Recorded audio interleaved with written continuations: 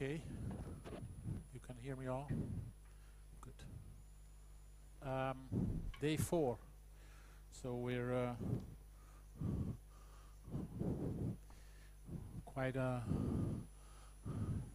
already quite discussed a number of things. Today we'll do two things, which is what can the basically the ship. I zoomed in a little bit on the ships. What can ships do, and what is the status of a term that I think that have been discussed several times this week, which is decarbonization, and the other one is more related to global trade, and it's what we call green corridors.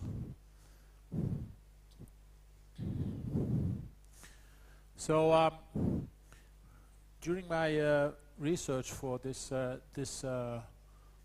summer school, I took some reports from DNV, which is the class society. It was DNV and GL, Det Norske Veritas, and the other one is Germanische Lloyd, but nowadays it's only referred to as DNV.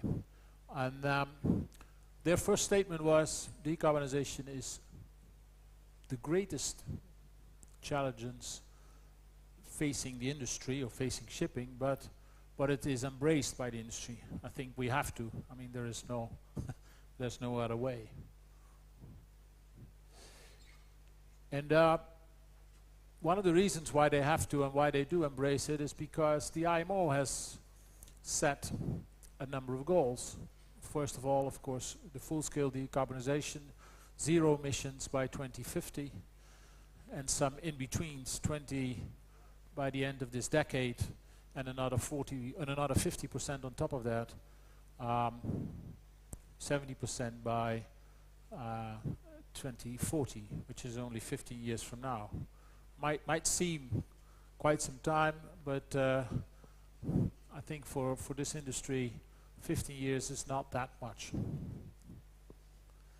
But when you look at the decarbonization, it's not something that started yesterday. As you can see here, and does that work? I don't know. Yeah. You can see that already back in 2000 and what is it? Well, 2013 and 2014-15, the first steps in this whole process of energy efficiency and also sort of reduction of emissions started by, for instance, what you can see maybe here is the efficiency energy index, and also already was made a few studies in order to figure out what really the impact was. Now we are, of course, now in 2025, and we're really underway. Also, we come to that later, is that 2024, 2025, 2026, what is really a hot topic these days in the European Union, or in the European waters, you can say, but not only for European shipping lines, but for shipping lines, because it's regardless of the flag, is that the trading scheme will come into well, becomes what is it, operational.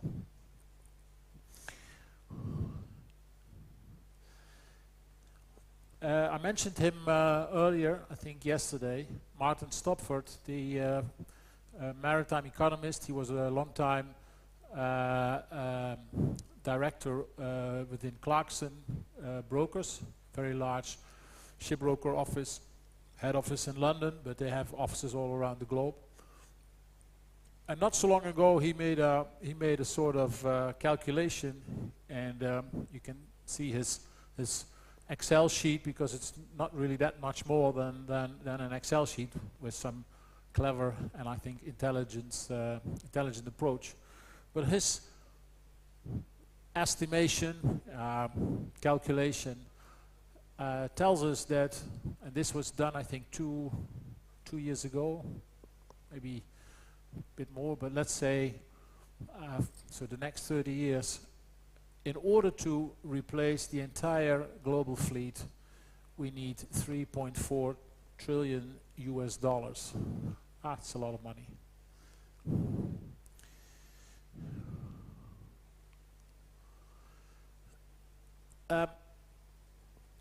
Well, I think this speaks for itself. Setting goals is the easy part. Saying 2050 zero emissions, okay, that's one thing. But what to do next? We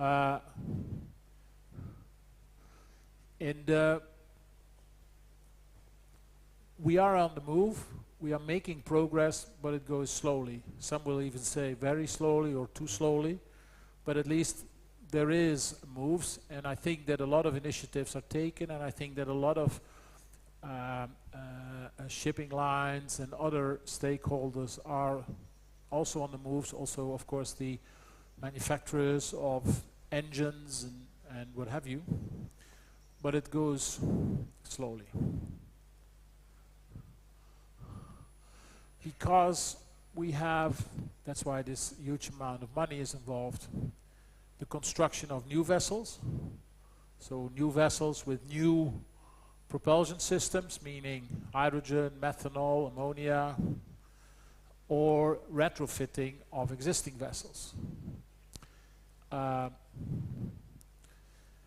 Which in both cases means that they have to operate on, which we do not fully comprehend at this stage, but green versions of fuel, and we do not really know, we don't have any data of this market. I mean, when you say what is the rate of HFO or gas oil and so on, there is so much data and so much analysis that we have a pretty good idea of what is going on there. But when it comes to these new energy sources, these renewable energy sources, we don't have, well, first of all, it's not available, as we already discussed this week, but we also do not know what kind of rates we might expect.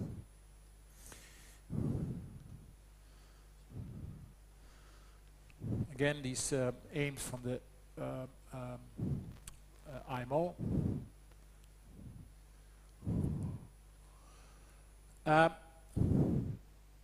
I don't think that's less, so it's still around 3%.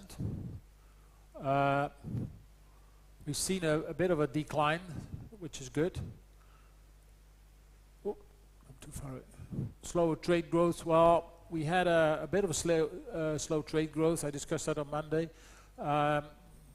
Some improvements are in 2025 underway. This is something slow steaming, so to reduce the speed of the vessel. That's something which already I mean, it's not new. It's something that is already happening for quite some time. I worked first for P&O Netloyd, which was an Anglo-Dutch container line, and then in 2006 P&O Netloyd was taken over by Maersk Line in Copenhagen, and first for P&O Netloyd and later also for Maersk, but it was back in 2006-07. We already discussed slow steaming, so we said let's reduce our speed for our trade lanes by 2-3 knots. And the positive side is, for those of you who are engineer, this sounds familiar, I think, is when you reduce your speed by 1 or 2 knots, the reduction of your fuel consumption will be to the to the third power. So there is a huge advantage by reducing your speed by just a little bit, but the reduction of fuel consumption is substantial. So certainly in container trade, which is always very tight schedules, slow steaming is something that is you could say normal business these days.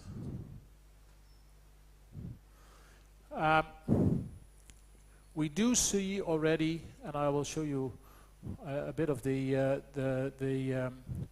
how the global fleet nowadays is how do you say is organized, or is the number of ships with different fuel types. So we see a bit of a switching to certainly to LNG, a bit to methanol, but it's marginal. It's important to bear in mind that 30% of the world fleet, which is the largest ships, accounted for a very large amount of the emissions. I think this 25,000 is out of the more or less, I think it's 90 or maybe a bit more ships bigger than 100 gross tonnage, so the vessel size. And of course, we all know that certainly in container shipping, we've seen the last, 20, 30 years, of course, enormous steady growth in size of vessels. I mean, as I just mentioned, when I was working for Maersk, that was the days when they just launched the first 14,000 TEU vessel, the Emma Maersk. Nowadays, I think we are at 24,000, something like that. So in less than 20 years, another 10,000 added to the capacity. When you look at the fleet nowadays, these percentages differ a little bit, but as far as I know, it's around 7.5% that uses or is in the that can use alternative fuels. There's around 1,000 ships that is using LNG as fuel, methanol 200, ammonia and hydrogen still in pilot phase. Ammonia, of course, is very toxic, so there are some other risks that comes along. And I think hydrogen is also quite a challenge, not so much because of the engine, but the tanks. So hydrogen tanks are quite a challenge.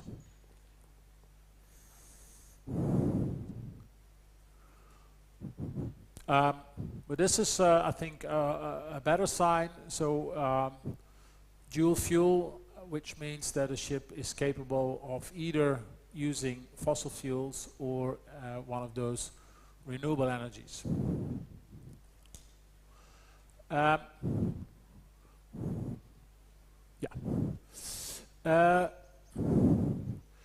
decarbonization is not only the use of renewable energies. There are other means, other tools, other modes of operation that can be used or that can be applied in order to reduce your energy. Now, number 4, if it's 1, 2, 3, 4, 5, number 4 is the energy source, which can create 100% reduction. So that's why we're all, of course, aiming at the use of a different energy source. However, there are some other options which also can contribute substantially to a reduction of the energy consumption, and by doing so also by the emissions. For instance, as I already said, speed reduction, vessel size, alternative routes, for instance, I can do route optimization, so to avoid bad weather. It might be a little longer, but it might at the end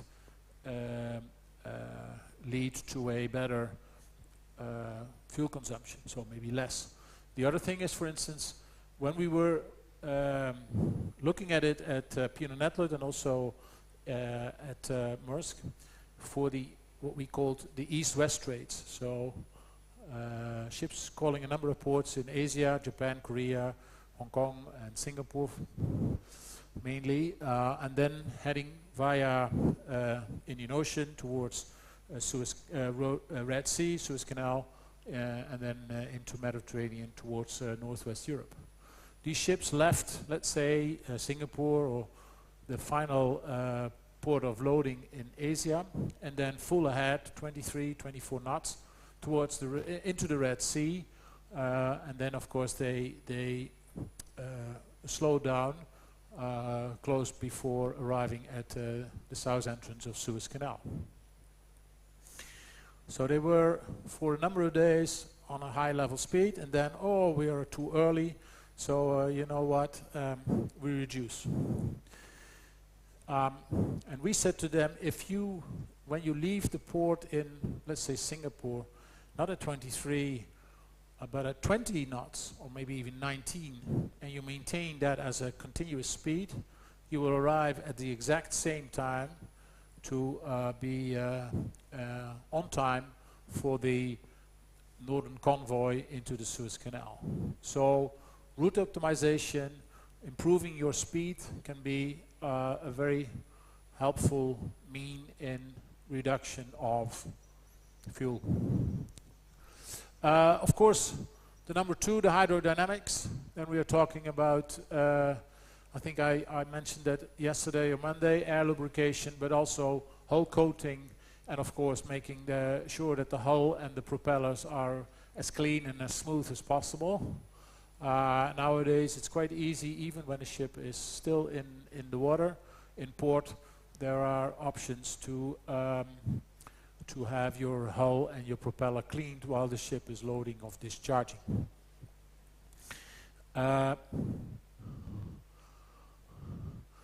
Then of course your machinery. There are all sort of options to use as much of the energy that is produced by heat recovery, machinery efficiency improvements.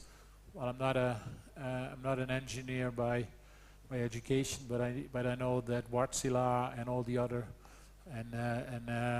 what is it? Rolls-Royce also. So those guys who are designing the engines are improving all the time the performance of the engine.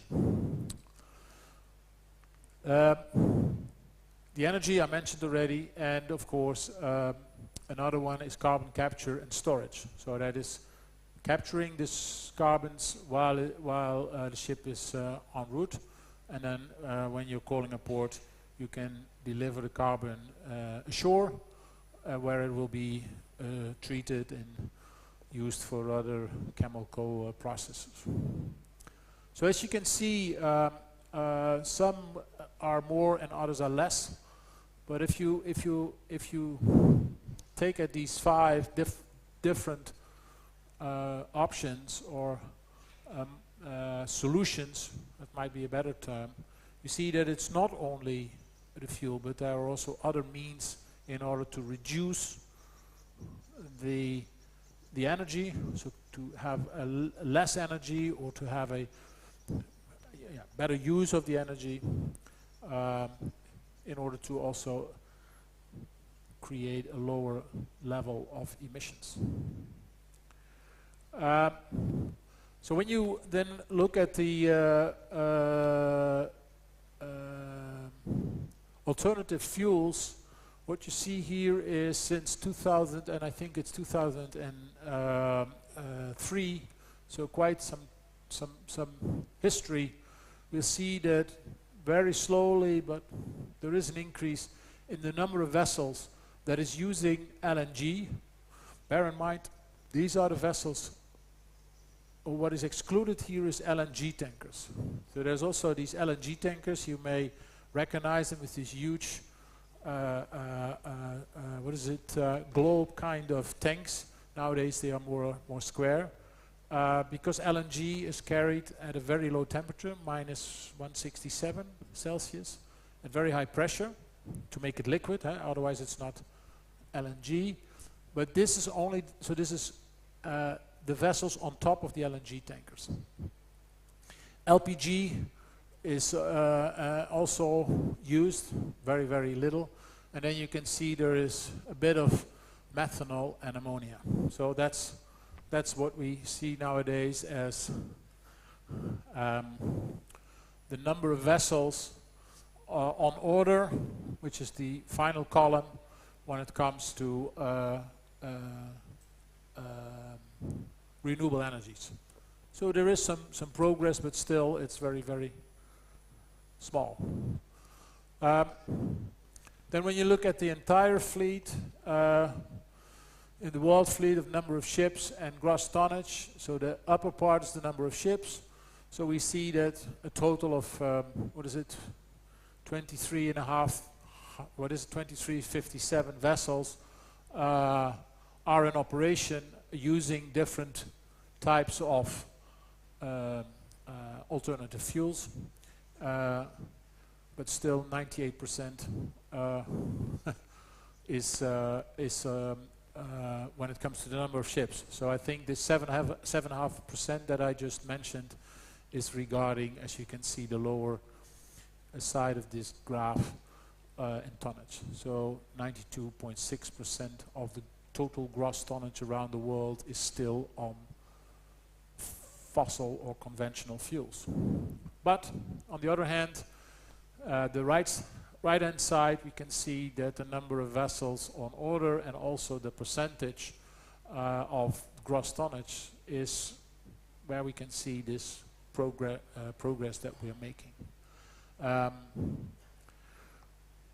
But again, you can also see that, as I discussed yesterday, I think here quite clearly you can see that LNG is the sort of intermediate, because when I do some quick calculations, you can see that it's 9 and a bit of LPG, which is also more or less fossil, but so then it's 9 and 1.4 and it's 2, so it's 12% of the total gross tonnage that is really on these alternative renewable fuels. But 50% of the conventional, almost 50% of the gross tonnage. So we are on our way. When you look a little bit further than along these ships, when it comes to the infrastructure, Rotterdam, Los Angeles, Singapore, Busan in Korea, that's where they're working on methanol and ammonia bunkering capabilities. Some of them are, I think, floating, others are on shore. And this is, I think, still in the phase where so for instance in Rotterdam is, because then they have the capacity or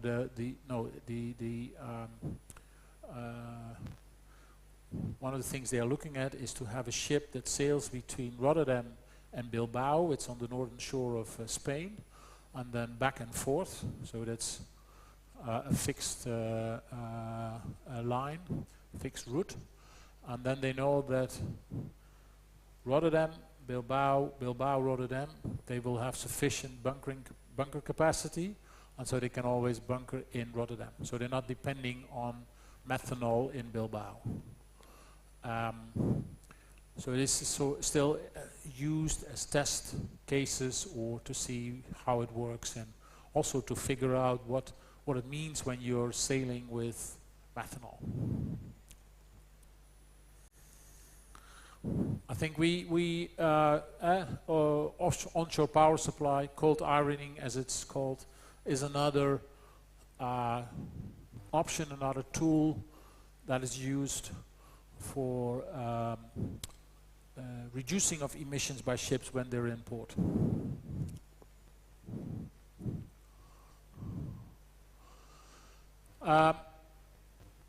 Well, the most IMO is working on a carbon pricing mechanism. I don't know what the status is of that one, but the EU ETS for shipping that began in 2024. That is the monitoring. So as of I think January 1st last year, 2024, ships began to monitor their emissions, and then next or this year the first calculations will be made. I'll show that in a minute. Another one is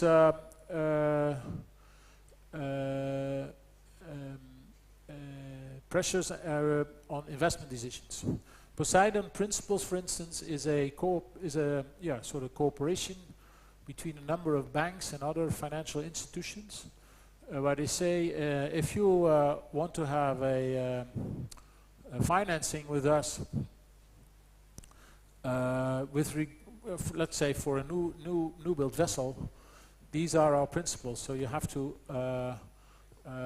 work along those principles in order to get your financing in place. And there's a number of banks around the world that signed these principles. If you go to the website of Poseidon Principles, just Google Poseidon Principles, you can see all the details. So the EU ETS, and even though it's a European Union initiative, it's for all ships. So regardless of the flag of the ship, when a ship enters a European port, the trading scheme is applicable. And it starts up here in the, I think it's, where is it? Here.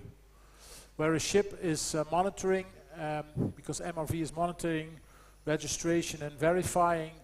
So there's a whole sort of administration process, because the ship is monitoring its emissions, which is not some sort of sensor in a chimney that says, okay, what is the funnel, what is your emissions, but it's based on calculations which are, I think, not that easy, based on your engine type and speed and things like that.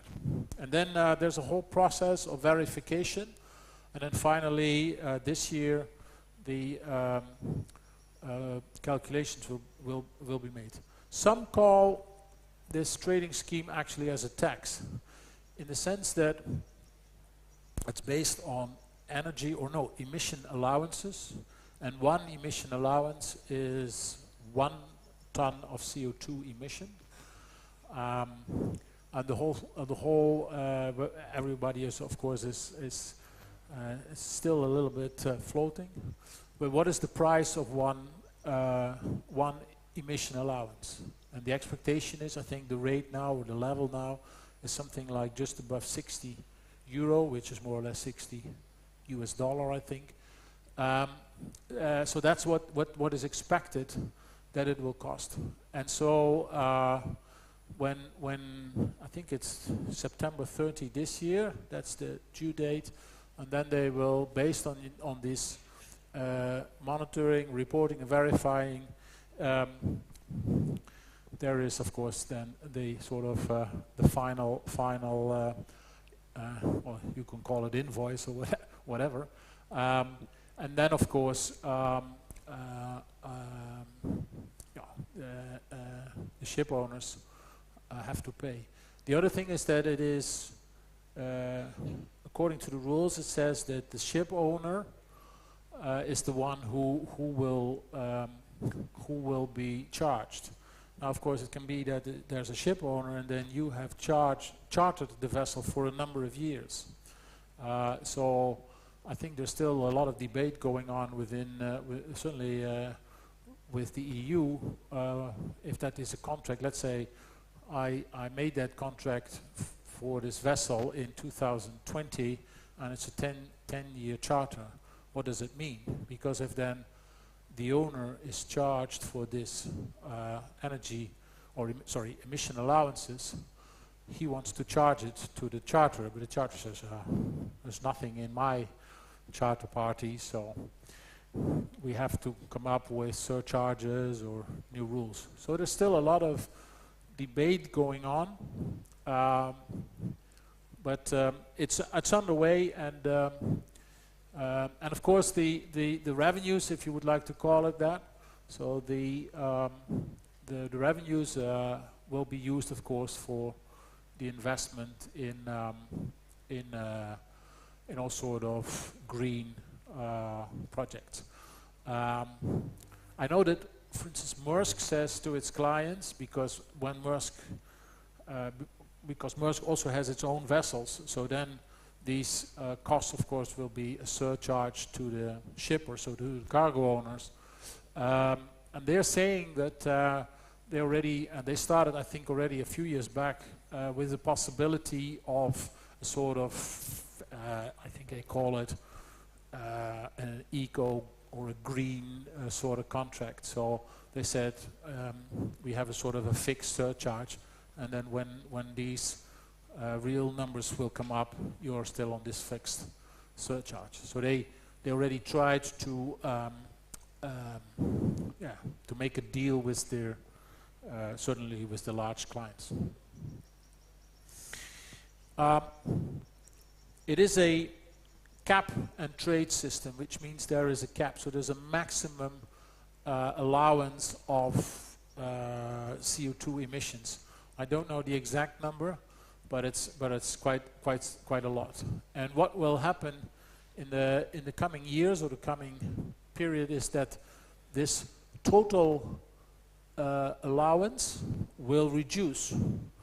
So that's why you can see here that there will be less and less allowance available.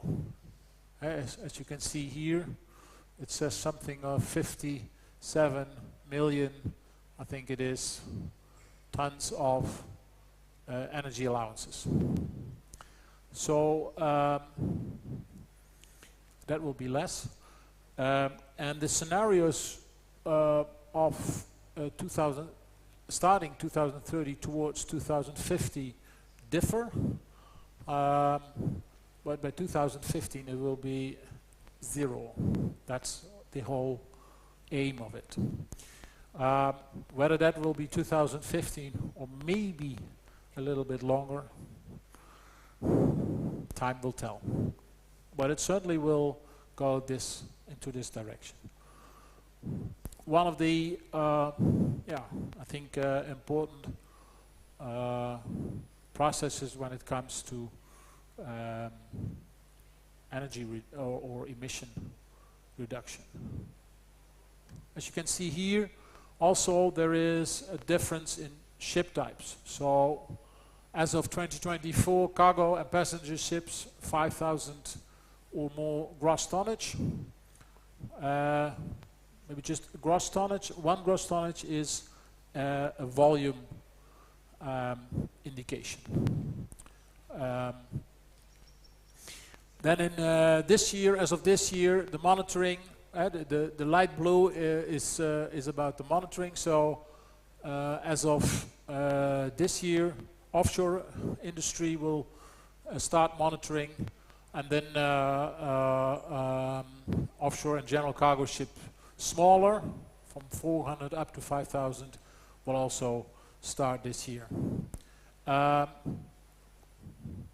It's not only carbon dioxide, but as you can see, also methane and nitrous oxide, N2O, are taken into consideration. And another important one is that so as of 2024, it's only 40% of your emissions are included. Then this year, 70%, and from next year, it is 100%. Okay. and this is the final slide with regard to it. It's also depending on whether it is within the European Union, so from one port to the other, it's 100%, while when you're coming, let's say, from here, it's only 50%. So a ship that comes from Karachi to Rotterdam, only 50% of the emissions will be taken into consideration. Okay.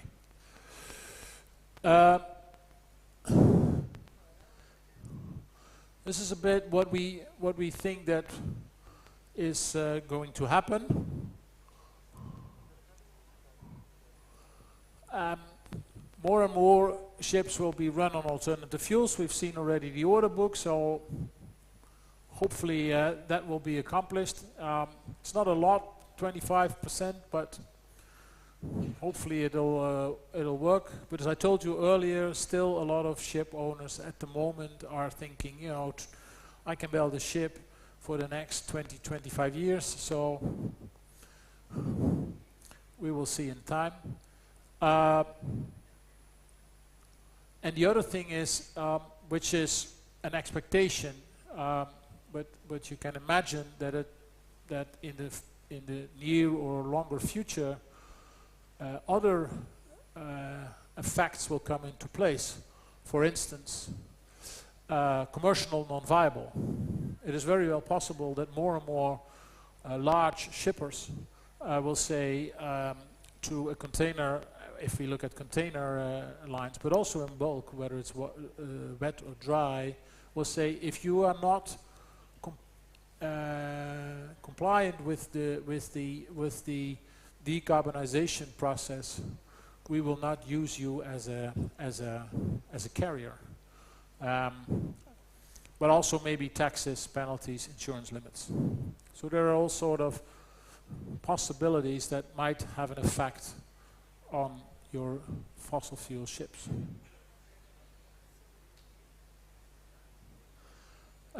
We see some technology deployment, wind assisted propulsion, battery electric, hybrid vessels, and air lubrication, which was this sort of system in order to reduce your drag, fuel cells and carbon capture.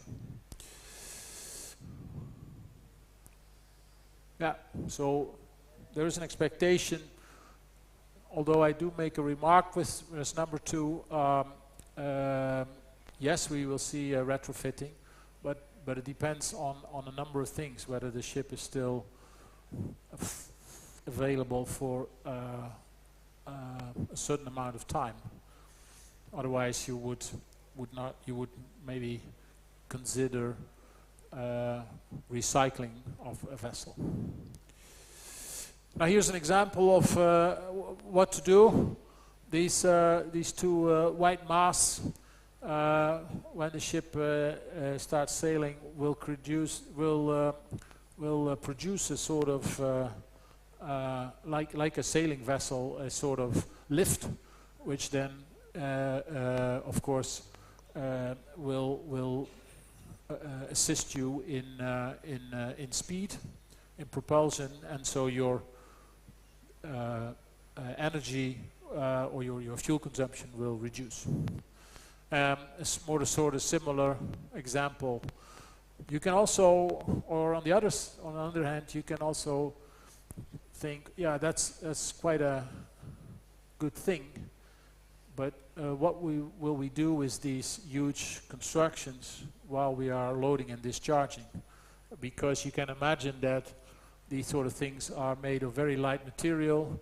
So when you're loading and discharging, and these huge cranes used to load and discharge these big elevators or whatever, when you use that for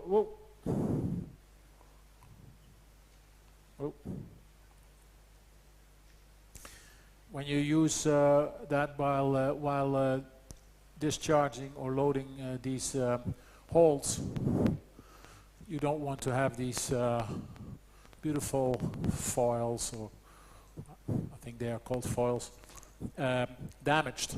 They're quite expensive. But but it is something that's tested more and more.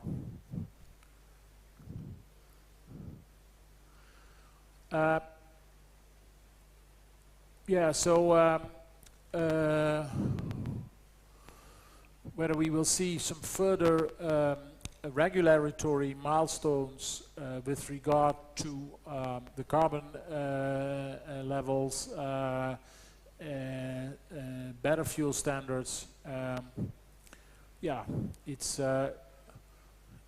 certainly expected, but again, that might be in the near or longer future.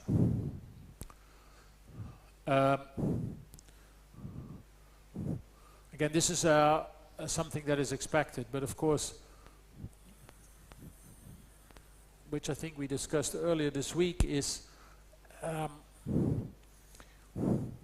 would you prefer a global standard or also see this sort of regional regulations? Personally, I would say for an industry that's operating on a global scale,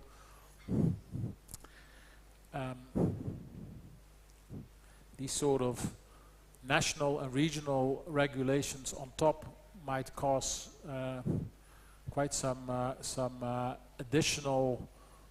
First of all, it's additional, and number two, it can create misunderstandings, and I'm not entirely sure whether it will help global trade.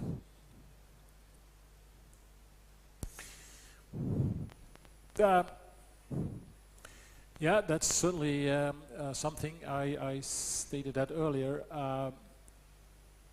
Green fuels may remain more expensive, which of course then will be having an effect on freight rates.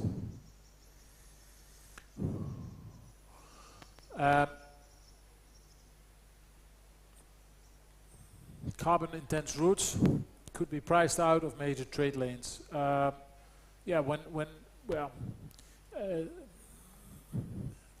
mean, there are a number of things, as we've discussed, in order to make your route less carbon intense, reducing speed or seeking a better optimization of your route. So I think that makes clear that you should not only focus on the energy source, the type of engines you're using, but that there are more options that that can be looked into. Yeah, when something is underway, when a certain transition is underway, this is something that will happen. I remember in Maersk, Maersk was one of the leading carriers for IKEA, the Swedish, furniture, which are doing, I think, 1 million plus containers per annum. And before we were discussing the freight rates with IKEA, they said we want to see, and this is quite some time ago already, we want to see your green paragraph. So what are your initiatives, what are your actions with regard to a greener operation? And this is still the case. For instance, also, which is similar, but I know that companies like Shell are saying when they charter a vessel, we want the vessel to be maximum 15 years old, which of course is not always, or it should have these and these standards. So they have a number of requirements with regard to the vessel. And this will, with regard to demand zero carbon shipping, also happen. Okay, green corridors. We've seen, it says here 27, 30, but there are already some examples of green corridors that that are happening between a number of parts of the world, leading economies, where we will see this green corridors. And I will explain that in a moment.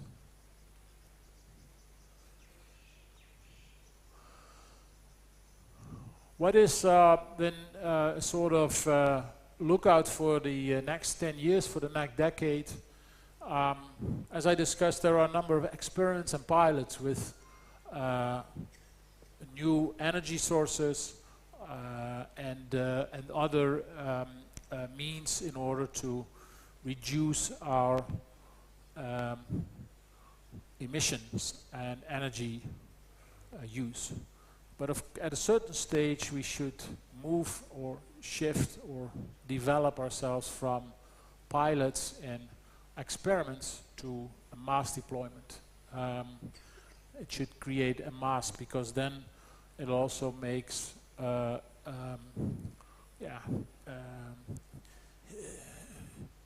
it's a sort of next step in the maturing of the industry. I mean, it's the transition is underway, and we can no longer say, well, I just ignore it, or so we have to move on with it, and it means each and every one.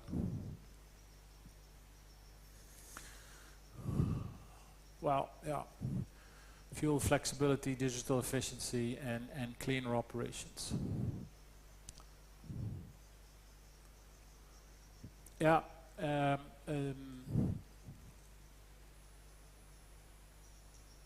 That can be a risk if you are not far enough, not on the way.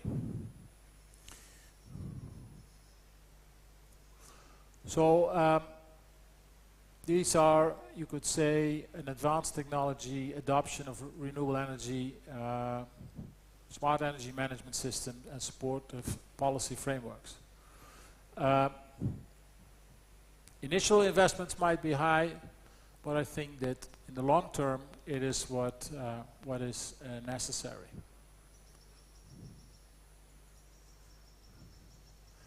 So when you look at ports, for instance, electrification, I think that's already quite underway for quite some time. Renewable and alternative fuels, smart grid, so making sure that the energy systems are available, and also making the operational practices, so creating less peaks and a more energy efficient operation. And finally, port authorities should be proactive and create regulatory support. As I said, one thing is green corridors. So the Conference of Parties to the United Nations Framework Convention on Climate Change back in 2021, a number of nations signed the Climate Declaration with the goal of supporting the establishment of a number of green corridors. And they are expected to act as catalyst for the global energy transition. So you could say this is again a sort of a pilot project. It can help frameworks for the regional and international stakeholders. So it can help to create understanding. Okay, how do I organize these frameworks, and how can it be organized and set up? Collaboration. I mean, decarbonization can only be achieved by collaboration between all the stakeholders. And you need to have more than regional or national, but I think you should aim for the international decarbonization initiative. Of course there are national and regional, but I would say for an industry like this, you should start with the international initiatives. This comes from a report by ABS, American Bureau of Shipping, another class society. It can be challenging, so in order to come up with a green corridor, it's not something. Okay, let's take a certain route between two parts of the world, and then I'll have a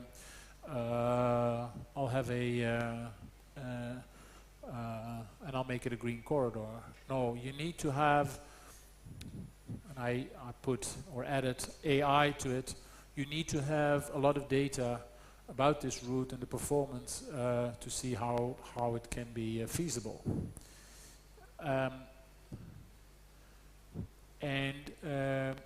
What we mean here with green, I mean, we all have an idea, but what is, I think, is based on this Clyde Blanket Declaration, the focus on zero emissions between two or more ports. So it can be between two ports, but it can also be a number of ports here and a number of ports there, or something in between. But it is the focus is on emission reduction with the aim of zero emissions.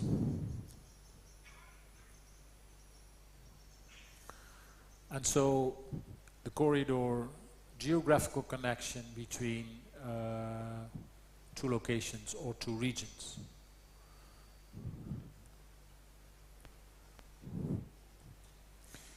Now here is an example. So we have port A here, where there is cold ironing. So the ship is, while the ship is in port, it has a shore connection for energy. Probably the ship is on one of those alternative fuels. There is some clearly some wind energy just on shore for also power supply. There is carbon capture if need be. There is there are some batteries and solar panels, and then the ship goes to the port B, where we have a more or less similar kind of operation. So that's of course a sort of end situation where we are talking about zero emissions. So that's more or less a green corridor setup. Now there is a number of green corridors underway, and some of them are, as you can see here, the red ones, where there is a government is leading.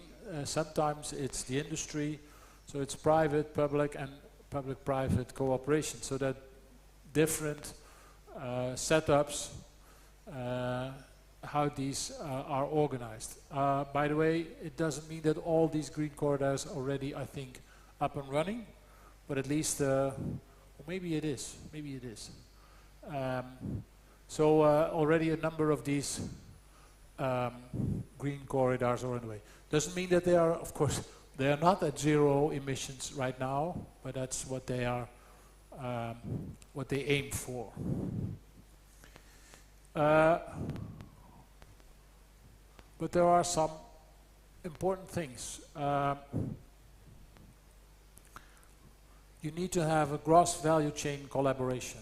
So not only the ship owners or the charterers or the operators, but also cargo owners, ports, and the marine, as you can see, number one, marine fuel producers. So there is, before you really start with something, you need a number of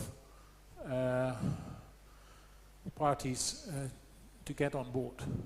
There must be the viable fuel pathway. As I just mentioned, this Rotterdam-Bilbao route or voyage, that's where they have a viable fuel pathway, because I can bunker methanol in Rotterdam, and so I am no longer using fossil fuels. So you need to have that. And number two, of course, is one of the big challenges around the globe, as that is certainly at this stage not in place. You need to have a shipping impact or a logistical case. Market forces demanding green shipping at scale. So you need sufficient parties, or what is it, forces, market forces, which say we want to have this green shipping. We want to all aim for that and are willing to cooperate. And finally, you need to have the policy, so your public institutions that will work with you, whether it is related to maybe to incentives. So is the government willing to cooperate or to co-invest, but also penalties if you do not match or if you do not work along. So you need an enabling support from the government. So there is, I mean, this is just easy to put them on paper, but you can imagine those fours will be a certain or a massive challenge in order to get it fixed.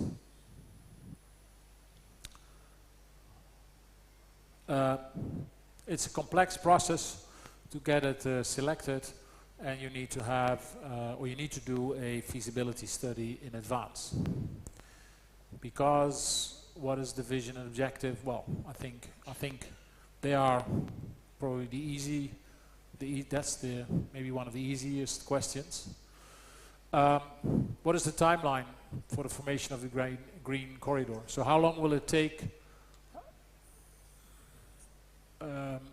all the parties to have this corridor up and running, and then with further goals along the way?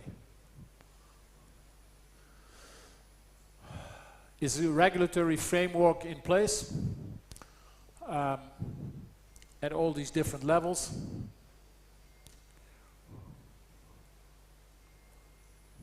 And is there a business case? So even though we have all these objectives and goals and KPIs, what is the timeline for my ROI?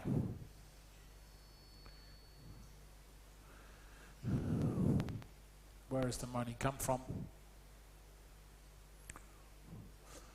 Certainly not only for the vessels, but also for port infra, and who are party of or member of the consortia. And you can see quite some a wide array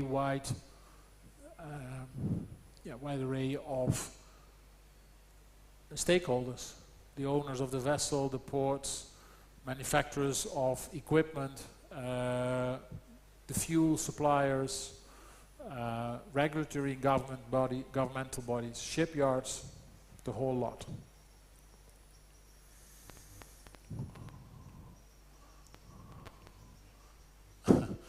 What are the low or zero emission fuel options and the potential for scalability for the green corridor?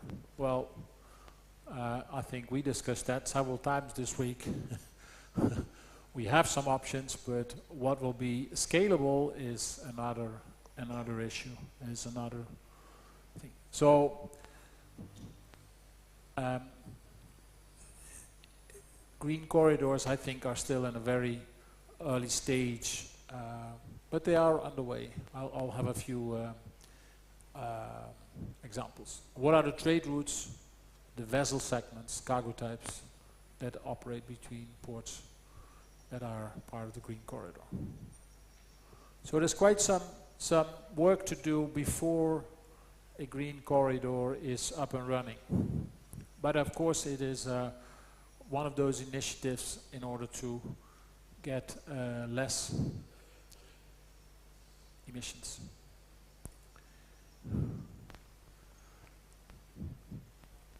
What is important? Well, I think the questions already showed us a little bit that, again, this critical fuel pathway, is it available, and so are these different sources available when needed? the business case, of course, should be a sound one, and it should have enough scale. So you need to have sufficient parties involved, sufficient cargo owners, but also, of course, your authorities, in order to have it to make it work. So scale is certainly an important one.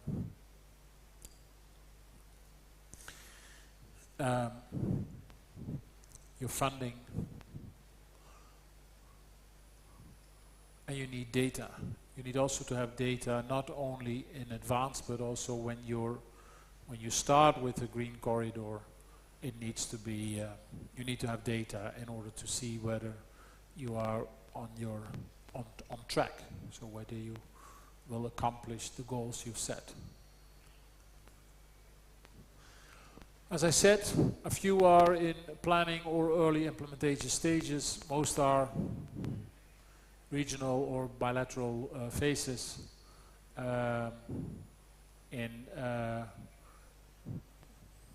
What are we looking at is fuel readiness. So in order to have this fuel pathway, an infrastructure for bunkering,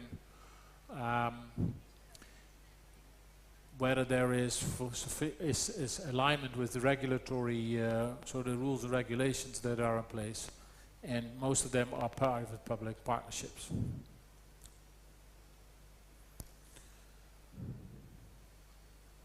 So,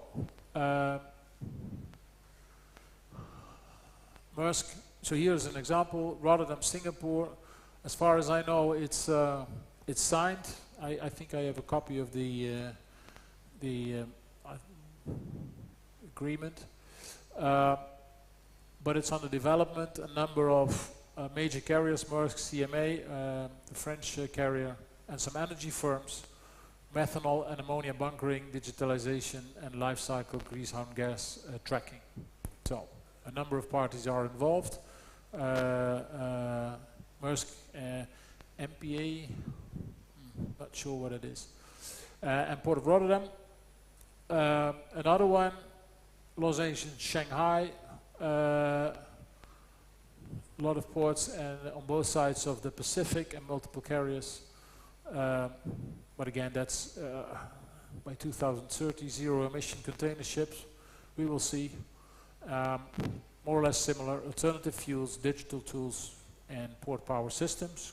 So that's the onshore power supply, OPS. Yeah, here it is. So MPA is in Singapore. Maybe that's port authorities in Singapore. Yeah, Maritime and Port Authority Singapore. And the Port of Rotterdam has signed, which was earlier this year. So this is sort of media release. They have a cooperation agreement. So that means that we signed a document. Look, we are underway, but it's still in a very early stage because there are, as I've shown you, so many complexities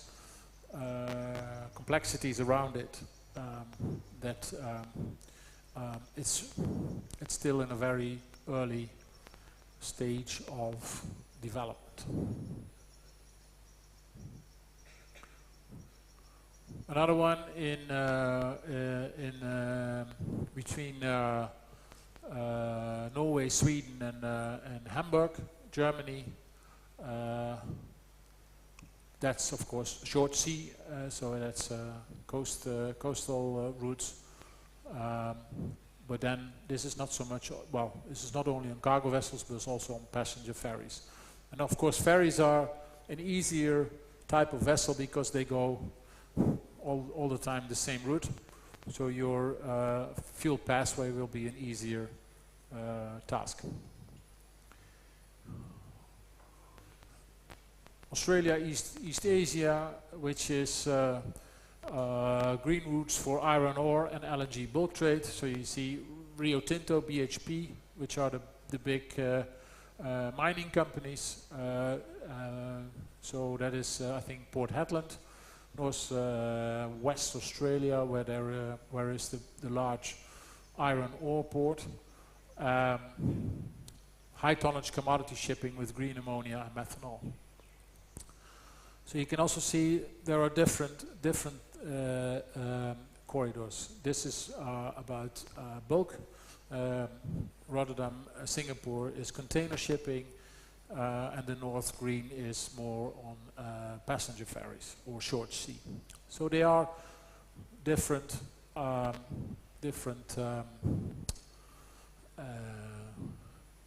segments of the shipping.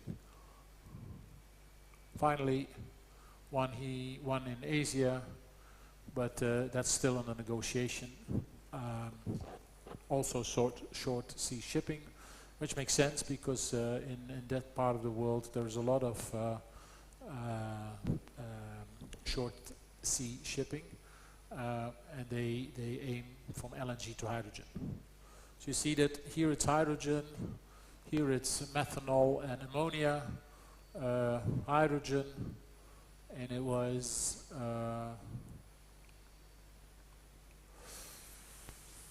zero emission, doesn't say, alternative fuels, and here it's ammonia, methanol. So again, you see that different alternative fuels are under consideration. It's not, so we are still seeking what will be the fuel of the future, so to say.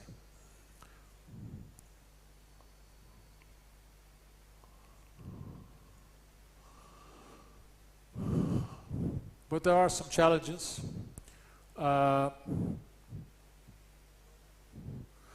We are still in a very early stage. Green fuels is the supply is very limited. There is not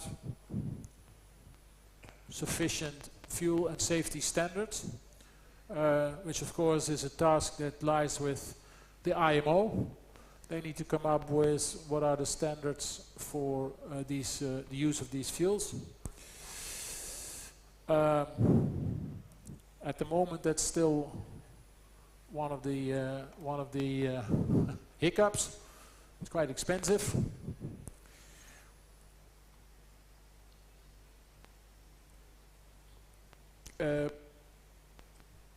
Scaling complexity. The pilot's local work with global replication is harder. So this sort of Singapore, Rotterdam, that's quite a task.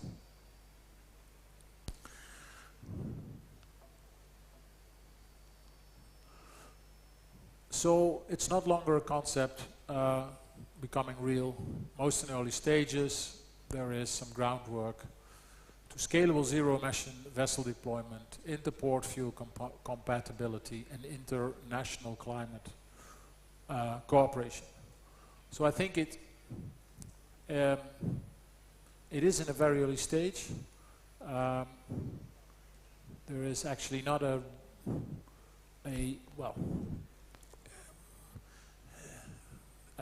it's hard to and I don't have it at the moment also, is to see what are the results. It's still in these very early stages, but it is, I think, a concept that will certainly help in reducing our emissions and to achieve these sustainability goals.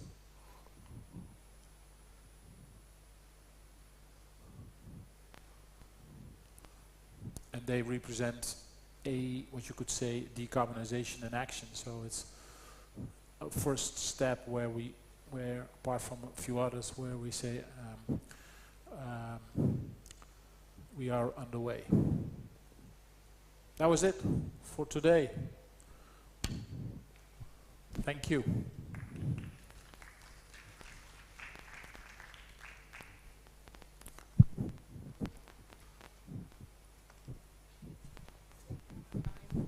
We still have time for tea, so if you have any questions for Hubert, the house is open.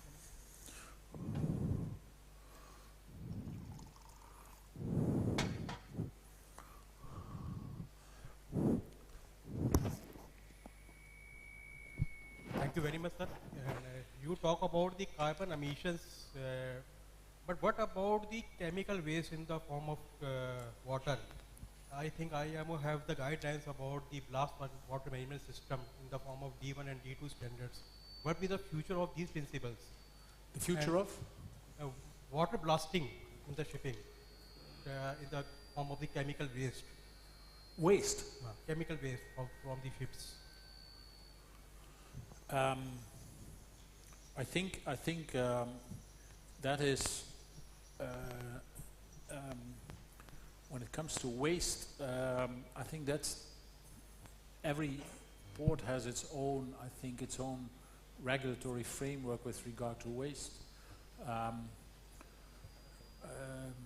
And of course, we have maritime pollution, the convention IMO, which is very clear about waste. Whether it is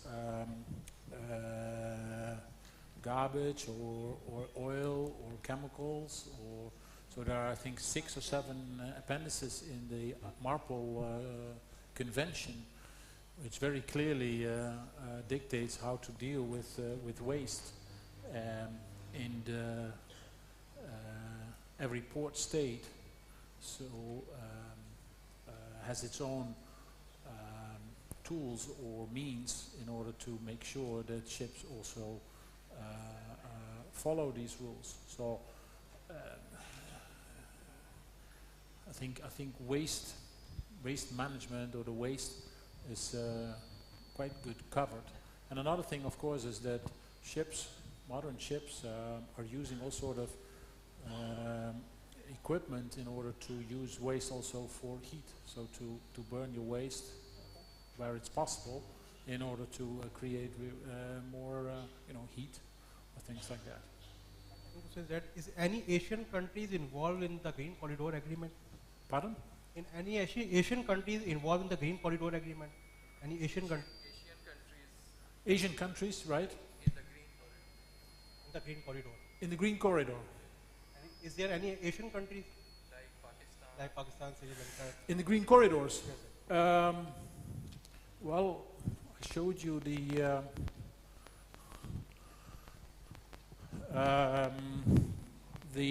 what is underway, and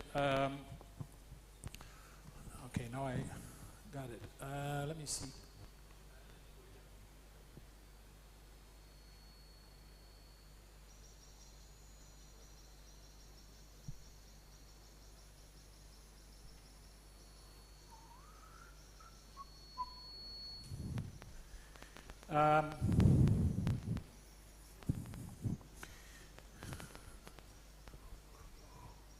As far as I can see, no, not yet. Not that I know of, no. According to this map, I don't think ports here in India, Pakistan, Gulf area are included. And also, I think, but I'm not sure, this green corridor, which is the one between Singapore and Rotterdam, I don't think there are ports here, or let's say Egypt or in the Mediterranean. So it's at the moment it's again it's the US that's heavily involved, and then here in Asia, and then in Europe. Yeah. Yeah.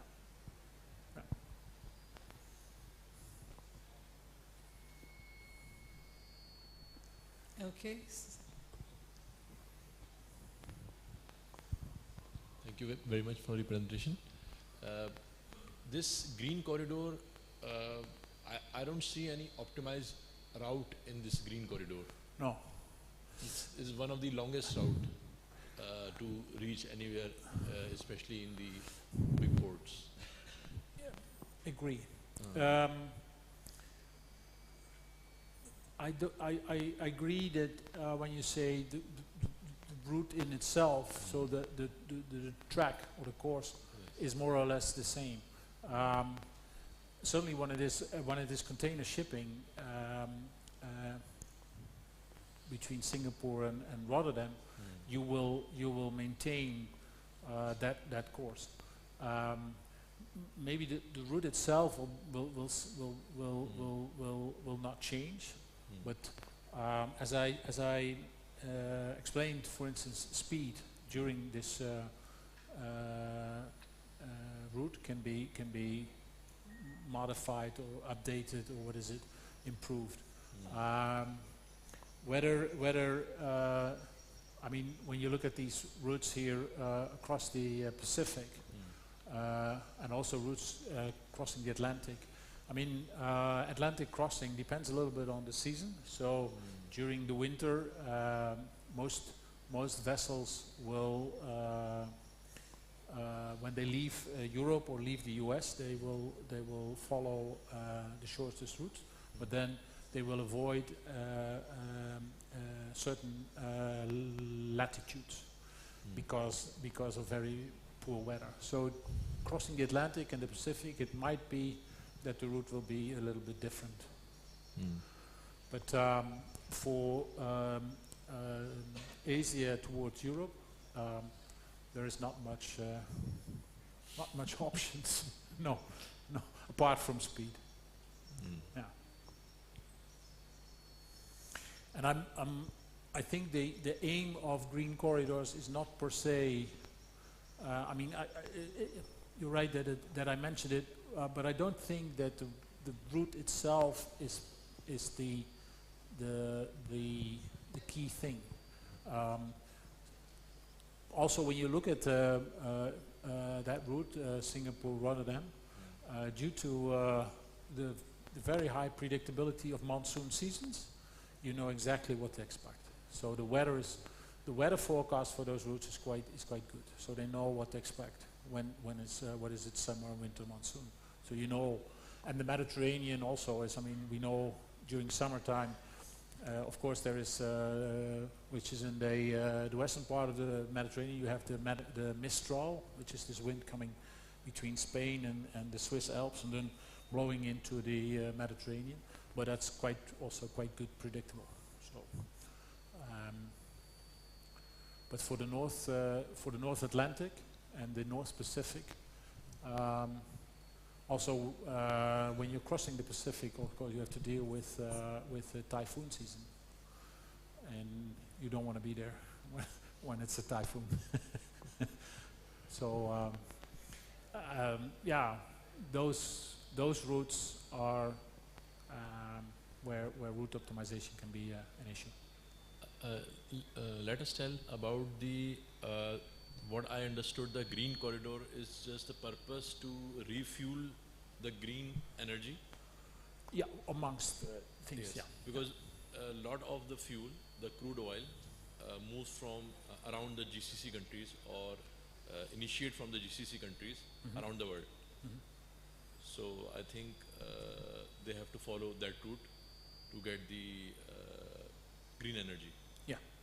Yeah. So as I showed you, for instance, the green corridor between Australia and Japan and China, which is linked to the transport of iron ore, they said we want to work with ammonia. So that is also a sort of back and forth, because there's very large bulk carriers loading in Port Hedland. What is it, 250,000 tons of iron ore, and then go all the way up to China, to the steel mills over there. So they don't do anything else. So then it's easy to say, okay, we make sure that on both sides we have sufficient ammonia. So you need this, what we call fuel pathway. We need to have on both sides a bunkering capacity. And then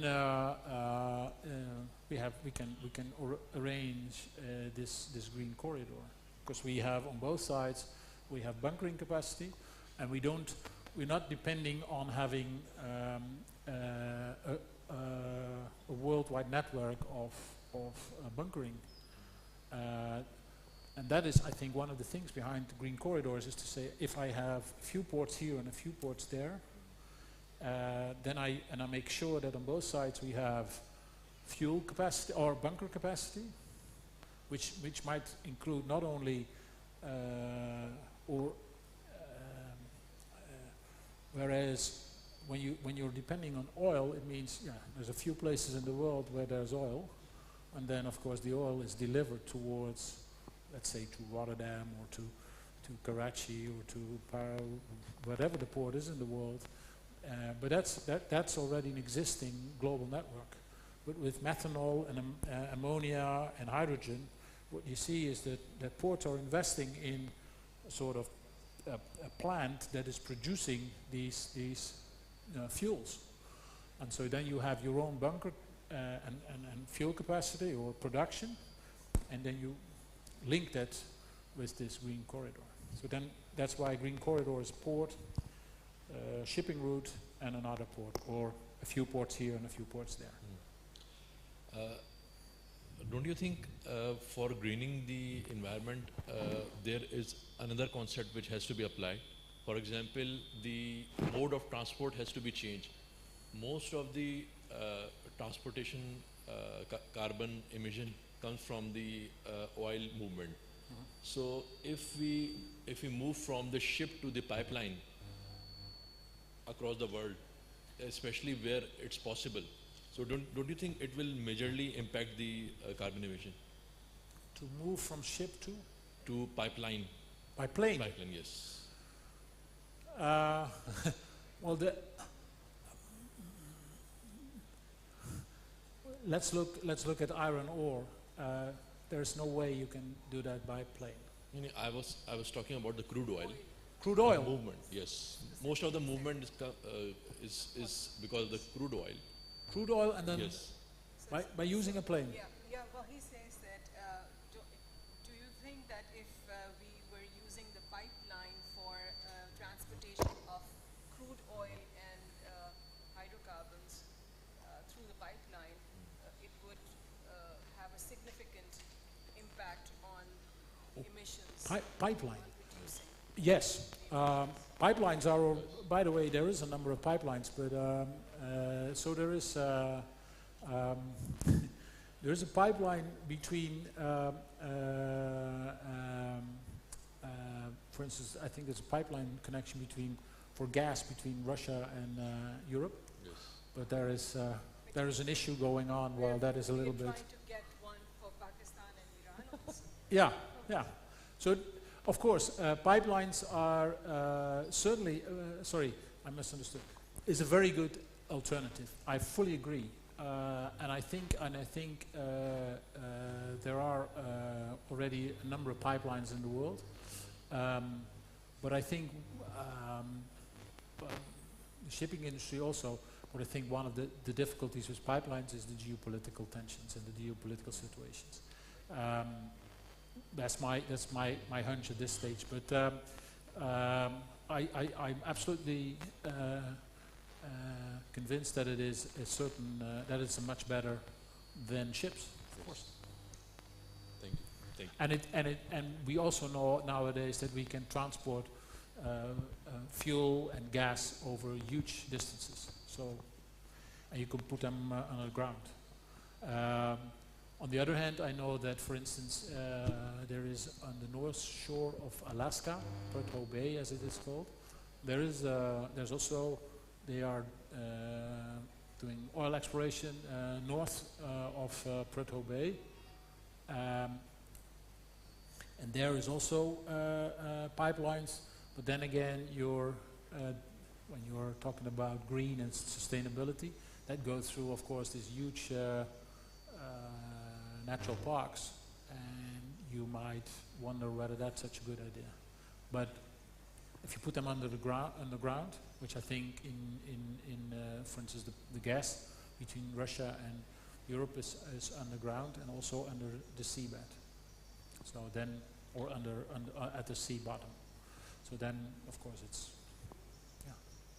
a good alternative. Yeah. Do we have any more questions for the speaker? We are a little bit early before tea, so thanks, Hubert. Thank you. What we're going to do is introduce another speaker, and Commander Sharji. He has another task, and he will explain that himself. So I'm sorry, Commander Sahab, I didn't have any details of your. So if you could do it, please. Introduce yourself first. Bismillah ar-Rahman ar-Rahim. I'm Commander Shahji. I'm actually participant also of this summer school, and I thought that it was a good opportunity to take benefit of your experience of the corporate side and the shipping side and the ship owners. And I'm actually, my introduction is I'm doing PhD in maritime supply chain, and my topic is I'm studying the impact of change in maritime transport, in which I'm studying three aspects. Number one is using the alternate fuels. Number two is the using innovative technologies, new engine designs, IoT and digitization. And third one is the regulations which are rapidly coming up. So in one of my variable, these three aspects I have studied. So I am studying the impact of change in maritime transport along with supply chain disruptions and the challenges in decarbonization. So these are my three variables, and I am studying the impact of three variables on maritime carbon emission efforts. So I would want to see in my study that how they are actually impacting the carbon reduction efforts in the maritime sector. I will be distributing a questionnaire in which you will be having the questions.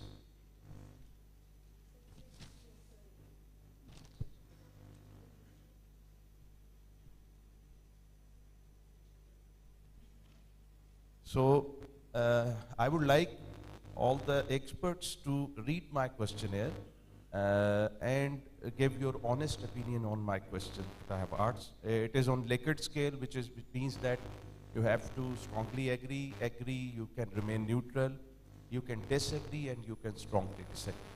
So I would like to announce that this is a kind of a unique questionnaire because I am developing it myself. There is no questionnaire exist, so I have taken the help of experts, PhD professors, maritime experts, policymakers, port authorities. I have visited also the port authorities, and then I have developed this questionnaire after carrying out the various questionnaire development process. So in the end, I would like response from experts to run it on my statistical tool and to finalize my question. Thank you. If you have any question, you can just call me. I can come up and explain if you are not understanding any question.